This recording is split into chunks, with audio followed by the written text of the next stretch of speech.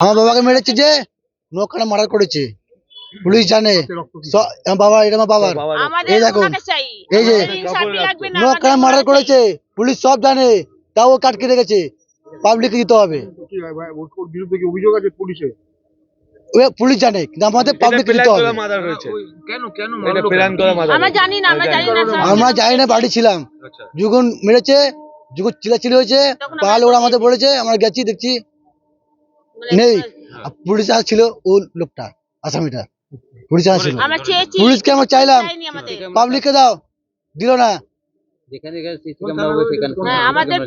নৌপাড়া থানা, আমাদের একটা বিচার, আমাদের আসামিকে চাই, পাবলিককে। ছেলে কি হিসাবে বাবা কি মৃত্যু হলো, কি বিচার চাই? আসামি চাই, হ্যাঁ, পাবলিক যা বিচার পাবলিক করবে।